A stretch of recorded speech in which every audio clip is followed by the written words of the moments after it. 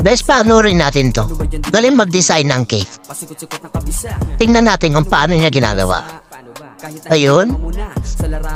Nilagay niya sa gilid. Umpisa niya kung saan siya nagtapos. Din siya mag-uumpisa. Hanggang paikotin. Nagawa ng bulaklak. Wow, galing. Bulaklak, diba? Ganda ng design. Ang galing ng result. Yun, ibang design na naman. Ayan, parang ano siya. Di ba yung porky na gano'n? Galing, oh. Parang pinapaikot-ikot lang. Napaka-creative mo naman. Yan. Wow. Ang ganda sa mga ano yan, pang-birthday. Kahit sa wedding, ang ganda niyan. Ano yan? Anong kulay yan? Orange, ah. Yellow. Pinagalo-halo. Ano kaya yan? Ayun, bulaklak. Oh, ang galing naman. Di ba? Ang galing mag-design. Ganda, oh. Ganda pang ano yan, pang wedding.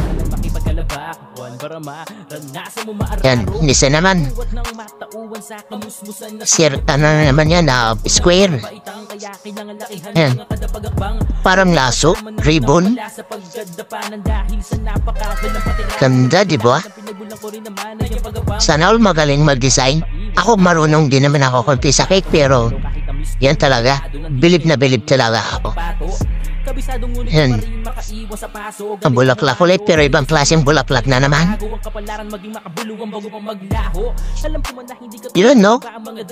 Parang totoong bulaklak. Akala mo yung plastic na nilagay lang. Pero yan pala cream. Pero may maganda siya. Yung ganda yung tools niya. Yung gamit niya pang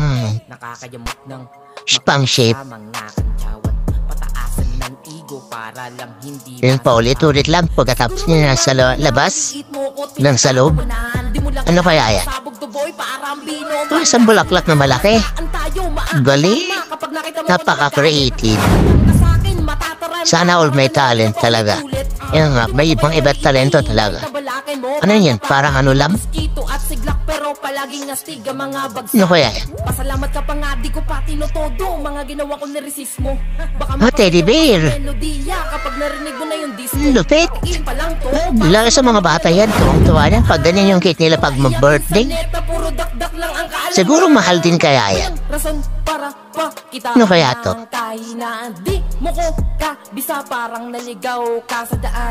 Yun, no? May laso na malaki sa itaas.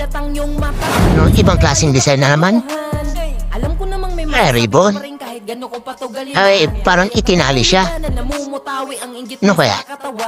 Bulaklak din. Pero ibang klaseng bulaklak. Yun, no?